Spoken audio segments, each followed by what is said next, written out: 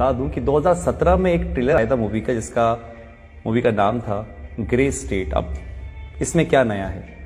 नया ये था कि जब ये मूवी रिलीज होने वाली थी उसके कुछ टाइम पहले ही डेविड क्लोरी को उसकी वाइफ और उसके बच्चे के साथ गोली मार दी गई। रीजन रहा होगा कि एक डायरेक्टर को उसकी बेटी और वाइफ के साथ मार दिया जाता है मूवी के रिलीज होने से पहले, और वो मूवी नहीं बनती है। ऐसा क्या दिखाना चाहते थे डेविड उस मूवी के अंदर जो 2017 में आनी थी? लेकिन उसका ट्रेलर जरूर आया था और उस ट्रेलर के अंदर ऐसा कुछ दिखाया जरूर था जिसमें बताया गया था कि आने वाले टाइम के अंदर लोग एक दूसरे के पास जाने से थोड़ा डरेंगे, यानी कि सोशल डिस्टेंसिंग मेंटेन करेंगे।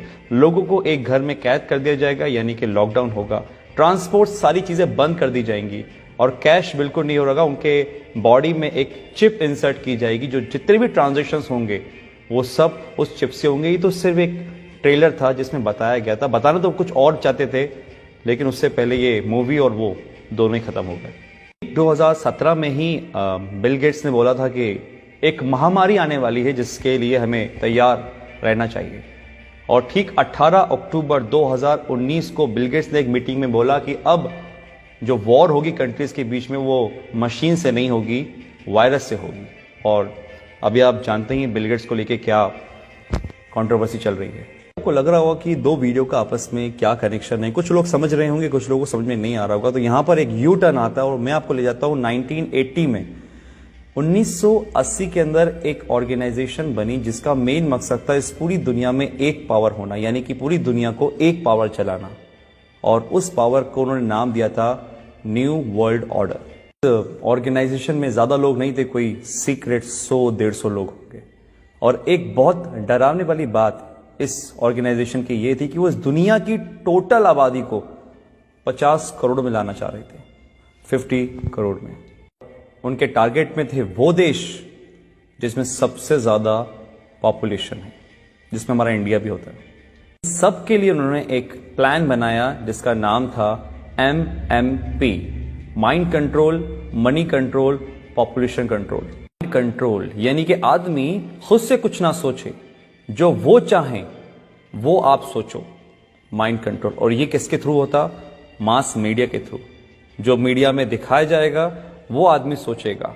और एक कल्चर ऑफ फेयर, यानी कि एक डर का माहौल बनाना, क्योंकि डर एक ऐसी चीज है जो अगर दिमाग में बिठा दी जाए किसी की तो इतनी आसानी से निकलती नहीं है। और वो ऐसा हुआ है। आज बहुत से लोगों का माइंड कंट्रोल करती है मीडिया, जो वो बोलती है वो आप मानते हो। और कल्चर ऑफ फेयर, डर का माहौल, ये तो आपने देख ही रहा है जो आजकल चल रहा है। कंट्रोल यानी कि आदमी जितना हो सकता है लेस कैश, कैशलेस, या जितना हो सकता है टोटली डिजिटल। और वो आपके सामने ही है। आज हमारी डिजिटल करेंसी किस तरीके से बढ़ रही है आपको पता ही है। पॉपुलेशन कंट्रोल, और वो कैसे होगी? जिस देश की आबादी बहुत ज्यादा, जहां पे बहुत सारे लोग हैं, क्योंकि एक देश की ताकत उसके लोग ही होते हैं, वहां की पॉपुलेशन ही होती है। तो उस पॉपुलेशन को कम करना। और आप कम करने का मतलब आई थिंक तो समझ चुके होंगे कि मैं क्या बोलना चाह रहा हूं। इतनी बड़ी ऑर्गेनाइजेशन चला रहा है, कौन ये सब कर रहा है, ये सब आपको आने वाले टाइम में अंदर पता चल जाएगा। क्योंकि आने वाले टाइम में सिर्फ दो लोग रहेंगे, एक वो जो काम करेंगे, एक वो जो काम करवाएंगे। अगर मैं इसको स्ट्रेट फॉरवर्ड बोलूं तो राजा और गुलाम। एक वो लोग जो इस दुनिया पे राज करेंगे और एक वो लोग जो उन राज करने वालों की गुलामी करेंगे।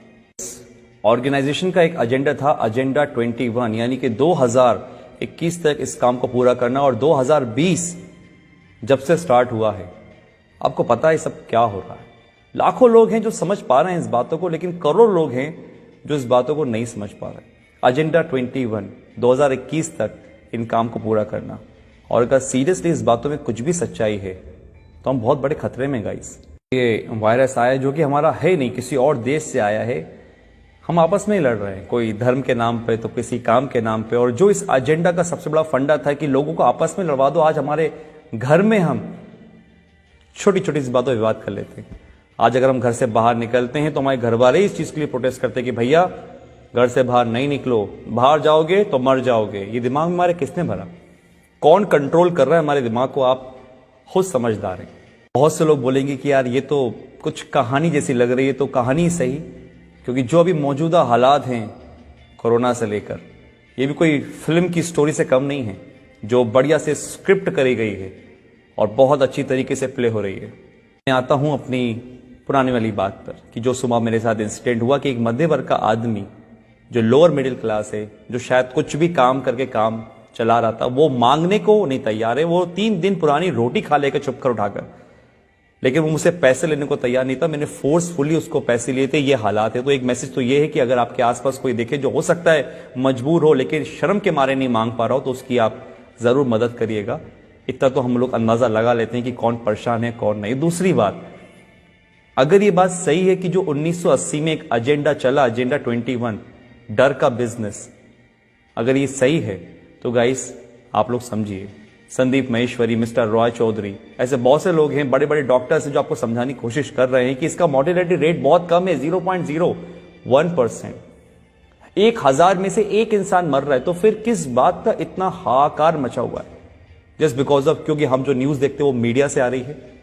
बात वही है, हमारे दिमाग को कंट्रोल करा जा रहा है, हमारे पैसों को कंट्रोल करा जा रहा है। आज हमारे पास इतनी आजादी नहीं है कि हम खुद का काम कर सकें। किसी के कहने पे हम दुकान खोलते हैं, किसी के कहने पे हम दुकान नहीं खोलते। ये हक हमसे छीन लिया गया है, पैसा कमाने का हमसे छीन लिया गया है। हम खुद से आज कुछ नहीं कर सकते। ये कहीं वो एजेंडा 21 तो नहीं? अगर है तो आज डर छोड़िए, अपनी इम्यूनिटी पे काम करिए, दिमाग लगाइए, लॉजिक समझिए। मीडिया क्या बोलती है वो नहीं, आप ये समझिए कि दूसरे जो लोग, लाखों लोग समझ रहे हैं लॉजिकल बात को, उसको पकड़िए, ठंडे दिमाग से सोचिए और फिर फैसला कीजिए कि आपको क्या करना है। आप डरेंगे नहीं तो आप संभल जाएंगे, और अगर आप संभल गए तो ये देश बच जाएगा। Thank you.